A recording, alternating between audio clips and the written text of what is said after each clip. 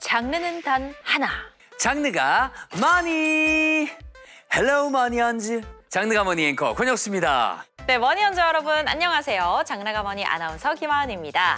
자, 오늘도 장르가 머니의 든든한 경제 선생님 박시동 평론가님 함께해 주십니다. 안녕하세요. 네, 안녕하세요. 박시동입니다. 부릉부릉 왜 안 해주셨어요?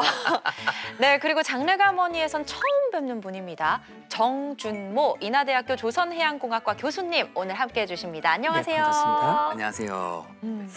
조선해양공학과 교수님이 이 자리에 오셨다는 얘기는 여러분 모두 감이 오실 텐데요. 그 얘기는 잠시 후에 나눠보기로 하고요. 네, 그 전에 먼저 따끈따끈한 이주의 핫 이슈부터 알아보겠습니다. 박시동 평론가님, 이번 주 어떤 핫한 뉴스 들고 와주셨나요? 미국의 7월 달 고용 보고서, 일자리 보고서가 발표가 됐는데요. 네. 이게 사실은 충격을 주고 있습니다. 어떤 충격입니까? 일단은 7월 달 일자리가 시장이 예상한 거는 한 10만 명 정도 일자리가 늘지 않을까라고 했는데 네. 7만 정도밖에 안 늘었어요. 그래서 고용 한파가 오는 건가? 라고 해서 일단 1차 충격을 줬는데 이 1차 충격은 예고편에 불과했습니다. 더 큰 충격이 있는데 뭐냐? 이번에 7월 달 보고서를 발표하면서 5월 달과 6월 달에 발표한 보고서를 수정했습니다. 네. 근데 수정했는데 네. 당초 5월 달, 6월 달에 이 정도 일자리가 늘었다라고 했던 수치를 마이너스를 했는데 합쳐서 무려 25만 개 일자리를 마이너스 발표했습니다. 그러니까 5월 달, 6월 달에 수치를 잘못 발표했다는 거죠. 오. 그러면 뭡니까? 5월 달, 6월 달에도 고용 충격, 7월 달도 고용 충격. 그래서 미국의 경기가 그러면 좋지 않은 거 아닌가? 네. 우리 경제가 생각보다 튼튼한 게 아니지 않아? 라고 하는 충격을 시장에 던져주고 있는데 네. 여기서 논리를 조금 더 발전시켜 보면은요. 네. 그러면 경기가 튼튼한 게 아니면 인플레이션 걱정은 조금 덜 해도 되겠네? 그러면 금리를 낮춰도 되겠네? 라고 해서 점점 미국 금리 인하에 대한 기대감까지 이게 올라가고 있어서요. 9월 달에 미국 연준이 금리를 인하할 확률을 시장에서는 96%까지 전망하고 있습니다. 불과 지난주까지만 해도 9월 달에도 금리 인하 어려워라고 해서 금리 인하 전망이 30%대였는데 네. 일주일 만에 무려 96%까지 인하 전망이 올라간 거죠. 3배 이상 올라갔네요. 그렇습니다. 그러면 미국이 금리를 혹시 인하하게 되면 어떻게 되는가? 달러가 약해집니다. 네. 미국이 금리를 인하하게 되면 어떻게 되는가? 우리 환율에도 영향을 줍니다. 어떻게 영향을 그래서 주는 우리가 거죠? 1,400원까지 올라가는 거 아니야라고 걱정했는데 이제 우리 환율도 1,300원 후반대까지는 내려올 수 있지 않을까라고 우리 경제에도 영향을 주고 있습니다. 어쨌거나 미국 고용 보고서의 충격이 미국과 전 세계의 가장 핫한 현재 이슈가 되고 있고요. 각국에 미치는 영향을 지금 예의주시하면서 뜨거운 반응을 불러일으키고 있습니다. 저희가 지금 환율이 네. 너무 많이 올라가지고 좀 미국 여행 가시거나 아니면은 달러로 뭘 구매하시려는 분들이 많이 손해를 입었었잖아요. 투자하시는 다시 분도 그렇고요. 조금 정상화될 수도 있겠다는 기대감이 있네요. 그렇습니다. 9월 달에 인하될 가능성 그리고 연말에 한 번 더 인하될 가능성까지 현재 점쳐지고 있는데요. 그렇게 되면 환율 입장에서는 조금 내려갈 수 있는 그런 룸이 생긴다 이렇게 볼 수가 있겠습니다. 좋습니다. 자, 또 다른 핫 이슈 제가 준비했는데요. 저희가 사실 몇 주 전부터 정부가 앞으로 AI에 100조 투자할 거다 이런 이야기 정말 많이 나눴었거든요. 네네. 정부의 전폭적인 지원을 받아서 한국형 AI 파운데이션 모델을 개발하게 될 이른바 국가대표 팀들이 정해졌다는 소식입니다. 그렇습니까? 대양처럼 국가대표 나오는 겁니까? 네. 맞습니다. 그러면 뭐 최근에 급상승한 AI주들이 굉장히 많은데 그 중에 하나입니까? 그것도 일리가 있죠. 네. 바로 네이버 클라우드, 네. 업스테이지, SK텔레콤, NCAI 그리고 LGAI 연구원 이렇게 5팀인데요. 자, 이름만 대면 다 아는 유수의 기관과 기업이 대거 탈락했다고 해요. 그러니까 다 유명한 이름이긴 한데 또 유명한 이름들이 있는데 아직 안 나왔네요. 이런 회사가 떨어지다니 라고 하는 쟁쟁한 탈락자도 있었어요. 네네. 카카오 같은 회사, 네. 또 KT 같은 회사들이 예선에서 안타깝게 떨어졌습니다. 네. 또 이번에 선발된 회사가 여기서 끝나는 게 아니에요. 연말까지 프로젝트 착수 이후에 성과를 보고 한 팀이 또 떨어져요. 그리고 내년 상반기에는 또 한 팀이 또 떨어집니다. 아이고. 그래서 KAI 국가대표 선발전은 최종적으로 세 팀이 살아남게 됩니다. 이야, 이 중에 또 어떤 팀들이 살아남을지 기대가 되는데 네. 사실 정말 기대가 되는 점은 이 5개 선정된 기업들이 앞으로 국가기록원, 또 국사편찬위원회, 통계청 이런 공공기관의 데이터를 구매하고 또 가공할 수도 있다고 해요. 그렇다면은 한국어도 잘하고 또 우리 문화를 가장 잘 이해하는 진짜 의미의 국가대표 AI가 탄생할 수가 있겠네요. 맞습니다. 그렇습니다. 정부는 이번에 예산도 많이 지원하고요. 국가 자료도 많이 이용하게 하고요. 또 인력도 많이 지원해서 그야말로 KAI 개발에 박차를 가하겠다는 계획입니다. 이야, 아니 저희 처음에 AI 100조 원 투자 이런 이야기 나왔을 때 네.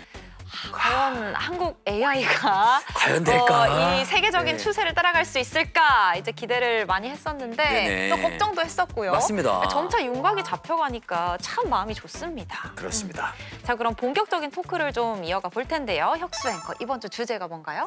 네, 지난주 한미 관세 협상이 극적으로 타결됐다는 소식이 전해졌죠. 그 결과 미국은 한국에 부과하기로 한 상호 관세가 25%에서 15%로 낮춰졌는데요. 이 과정에서 일명 마스가 프로젝트가 핵심적인 역할을 했다는 후문입니다. 자, 마스가는요, 트럼프 대통령의 정치 구호인 미국을 다시 위대하게, 마가에 조선업을 의미하는 shipbuilding을 넣어서 만든 말인데요. Make America Shipbuilding Great Again. 이게 바로 우리나라가 미국과의 협상을 위해 새롭게 만들어낸 구호라고 하는데요. 이번 협상에서 우리나라의 든든한 뒷배가 되어 주었다고 하는데 이 마스가가 앞으로도 계속해서 우리나라에 좋은 영향을 줄지 이주앤머니에서 하나씩 자세히 알아보도록 하겠습니다. 자, 이 마스가 저는 사실 처음 들었을 때 좀 네. 귀엽다는 생각을 했어요. 마스가. 이 명칭이 네.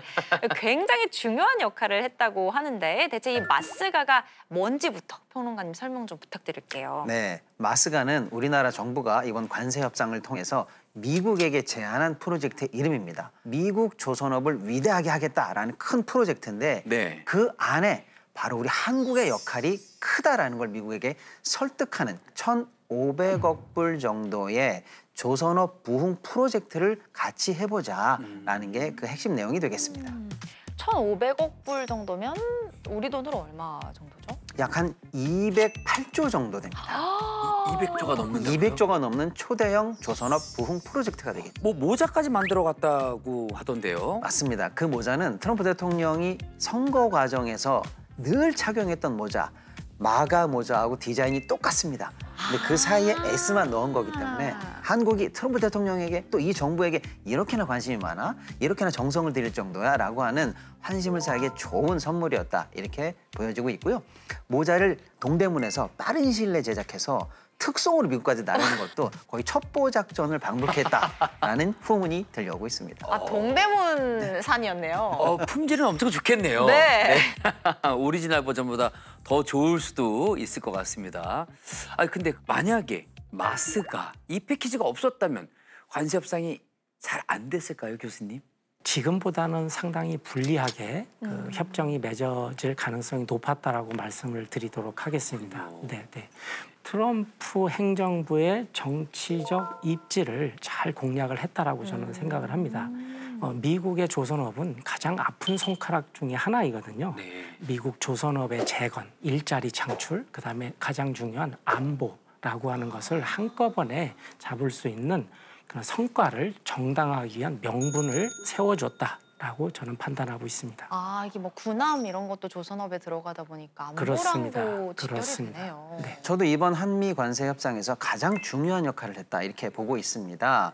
미국이 당초 우리에게 요구한 것은요. 너희 관세 내려줄게. 그럼 그 대신 너희는 4천억 불 정도를 미국에 투자해라라는 게 미국의 원래 계획이었어요. 그런데 우리가 총액을 3,500억 불로 일단 낮췄고요. 네. 그중에 미국으로부터 시장 개방을 압력을 받았던 다른 상품을 지키기가 어려웠을 수도 있겠다. 네. 예를 들어 소고기, 농산물 같은 것도 그렇고요. 네네. 알래스카 가스 개발 사업에 투자해라 이런 요구들도 사실은 마스가 프로젝트가 있었기 때문에 어쩌면 우리가 충분히 디펜스할 수 있었다. 우리 입장에서 상당히 효자 노릇을 톡톡히 한 그런 섹터다 이렇게 볼 수가 있겠습니다. 근데 저는 이번에 좀 신기했던 게 다 가지고 있을 것 같은 미국이 실리콘밸리도 있고 나사도 있고 뭐 심지어 뭐 설계도 있고 뭐 하늘이 내린 땅이라고 하잖아요. 없는 게 없잖아요. 없어요. 네. 뭐든지 다 1등인데 조선업은 그렇게 별 볼 일 없나 봐요. 아, 별 볼 일 없으니까 교수님? 현재는 별 볼 일 없는 게 맞습니다. 네, 맞고요. 예. 2차 세계대전부터 한 1960년대까지는 주도적인 역할을 해왔습니다. 네네. 근데 그러나 이제 그 이후에 이제 조선업 관련 여러 가지 정책들이 실패를 하면서 상당히 쇠퇴의 길을 걸었고요. 미국은 현재 전체 시장 규모의 전 세계 물량의 0.13% 정도로 알려져 있습니다. 중국이 한 45%, 그다음에 한국이 대략 한 30%, 일본이 한 15% 정도 점유하고 있는데 반해서 자존심 많이 상하겠네요. 미국 입장에서는. 아, 그래서 아픈 손가락이라고 아까 표현을 하셨군요. 근데 방금 교수님 중국이 45%, 한국이 30% 정도라고. 중국 같은 경우에는 가격도 쌀 텐데 근데 왜 조선업 부흥에 우리나라를 굳이 선택을 한 거예요? 그것도 궁금하네요. 중국 같은 경우에는 미국이 전 세계 패권을 놓고 경쟁하는 전략적 경쟁 상대입니다. 네네. 그렇기 때문에 중국과의 협력 모델은 현실적으로 불가능하다고 판단을 하고 있고요. 일본 같은 경우는 이제 한국이 만드는 배는 맞춤복이라고 예를 들자면 일본이 만드는 배는 기성복이다. 아, 근데- 맞춤 테일러라고 해주시니까 딱 이해가 됐어요. 그렇죠. 아, 네. 역사적으로도 거북선 제작했잖아요. 네네. 근데 일본은 그때 당시에도 뭔가 이렇게 보급화된 그렇죠. 런 배였다면 수많은 똑같은 배. 근데 우리나라는 정말 지형과 정말 물살과 이 모든 걸 고려해서 그때부터였네요. 그 적수와 이런 걸 모든 걸 고려해서 거북선을 만들었었잖아요. 네, 맞습니다. 그래서 이제 현재 한국의 조선업의 강점에 대해서만 조금만 더 설명을 드리자면요. 네네. 우리 예를 들어서 양궁, 여자 양궁의 국가대표가 되는 것이 올림픽에서 금운동을 보장한다고 생각하지 않습니까? 네, 그것과 그렇죠. 마찬가지로 LNG 운반선에 전 세계 1, 2, 3, 4위를 차지하고 있는 것이 대한민국 조선소입니다. 우와. 네, 또 하나는 함정 건조에 있어서 상당한 기술력을 가지고 있습니다. 네. 신의 방패라고 알려진 이지스급 구축함 정조대왕함을 예를 들자면은 1번 함에는 대략 한 3년 정도 공기가 소요됐고요. 2번 함에는 2년 정도 공기가 소요됐거든요. 네네. 근데 실제로 미국 같은 경우에 최소 6년 이상, 그다음에 비용도 몇 배 이상 더 비싼 걸로 알려져 있습니다. 네. 3배가 더 걸리네요. 네. 그러니까 우리나라가 빨리 잘 만드는 건 확실하군요. 그리고 쌉니다. 게다가 싸기까지. 네, 그런데 물론 이번 협상이 잘했다는 평가도 많지만 이제 뭐 총 규모로 봤을 때는 3,500억 정도, 조선업에만 1,500억 달러. 그러니까 우리나라 경제 규모에 좀 무리가 있는 거 아니냐 이런 우려도 있습니다. 이 대규모 대미 투자로 우리나라에 부담이 되는 건 아닐까요, 평론가님? 어쨌거나 저쨌거나 우리 입장에서는 미국에 굳이 일부러 투자하지 않아도 되는데 3,500억 불이라는 어마어마한 자금을 투자해야 된다는 거니까 부담은 확실히 부담인 거죠. 네. 그런데 이제 투자 내용을 좀 꼼꼼히 보면 우리가 강점인 조선 분야에서 배를 만들고 미국이 이걸 사주고 미국 산업에도 좋고 우리도 좋은 윈윈이다 이렇게 볼 수가 있겠고요. 네. 일반 투자 2천억 불도 반도체, 2차 전지, 원자력 이런 우리의 핵심 사업과 그 핵심 사업을 미국과 연계하면서 투자한다라는 게 방침이니까 크게 보면 이것도 나쁠 게 없는 투자입니다. 그리고 그 2천억 불 투자에서 만들어진 투자의 성과물, 이른바 제품 같은 게 있을 거 아닙니까? 이걸 미국이 전부 다 구매 보증해 주기로 했어요. 그러니까 우리가 투자해서 만들어지면 소기의 성과는 거둘 수 있다라는 측면에서 어느 정도는 선방한 그런 협상이다 이렇게 볼 수가 있겠습니다. 그렇군요. 아무래도 이 소식을 이 조선업 투자라는 소식을 가장 환영하는 건 조선업계일 것 같은데 그렇죠. 교수님, 사실 저희가 일전에 돈선 체크라는 코너에서 거제 한화조선소의 현장을 다녀온 적이 있거든요. 맞습니다. MRO 사업 수주해서 엄청 신나하는 그 직원분들을 좀 만나보고 왔는데 혹시 이 업계의 반응은 어떤가요? 국내 조선소 입장에서는 미국 시장, 더 크게는 세계 시장을 개척할 수 있는 좋은 기회로 활용할 수 있는 계기가 된다라는 것이 일반적인 소의 입장이고요. 그렇지만 이제 앞으로 좀 해결해야 될 난제도 좀 있는 것 같습니다. 워낙 큰 규모의 투자이기 때문에 어떤 개별 기업의 어떤 부담, 국내 생산의 어떤 그 건조의 위축이라든가 이런 것들에 대한 우려도 좀 있고요. 네. 한국의 기술 전수, 인력 양성을 미국에 지원하면서도 일단 기술 보호를 하는 것이 굉장히 중요하다고 생각을 합니다. 저희의 기술을 맞습니다. 그래서 지적 재산권 이런 것들을 어떻게 잘 관리할 수 있을 것인지, 그다음에 기술 유출을 방지할 수 있는 어떤 시스템 또는 법적인 부분을 갖다 먼저 손보는 것이 굉장히 중요하다고 생각을 하고 있고요. 다 뺏겨가면 안 되니까요. 그렇습니다. 네. 그렇습니다. 네. 하지만 진짜 중요한 건 그 다음이잖아요. 이 마스카의 넥스트 스텝. 넥스트 스텝 너무 스텝. 궁금합니다. 넥스트. 역시 중요한 건 다음 스텝 아니겠습니까? 네, 맞습니다. 미국에서 배를 만들잖아요. 네. 그럼 우리나라에서 만드는 것보다 적어도 5배 이상 비싸집니다. 네. 인건비도 그렇고요. 네네. 각종 제반 비용이 그렇습니다. 그러니까 이렇게 비싸게 만들면 그 비싼 배를 미국이 그 가격대로 그대로 산다면 이건 미국에게도 유리한 게 아니거든요. 네. 그래서 원가를 낮추기 위한 한미 간의 어떤 추가적인 실무 협상이 반드시 필요하고요. 우리나라에서 생산한 걸 이번 마스가 프로젝트 안에서 생산한 걸로 인정해줘라. 국내에서 만든 배에 대한 어떤 혜택을 좀 인정해달라는 실무 협상이 또 필요한 단계가 또 있겠고요. 우리가 이번에 미국과의 관세 협상을 통해서 미국산 LNG를 약 한 1,000억 불 정도를 구매하기로 약속을 했는데요. 네. 미국에서 만든 LNG 그거 어떻게 가져오죠? 결국 배에 실어와야 되는데 수송해야 된다. 그 배도 미국이 현재 부족해요. 아. 그러면 그 이 프로젝트 안에서 그 LNG선 발주를 포함하는 등 우리가 마스가 프로젝트는 1,500불이지만 그 안에 숨겨져서 우리도 얻어낼 게 많은 그런 과제들이 있거든요. 이걸 촘촘히 준비하는 게 마스가 프로젝트의 다음 스텝이 될 것 같습니다. 예, 신경 써야 될 게 한두 개가 아니네요. 그러니까 말씀을 들어보니까 아직 세부적으로 논의할 내용들은 좀 많이 남아 있는 것 같은데요.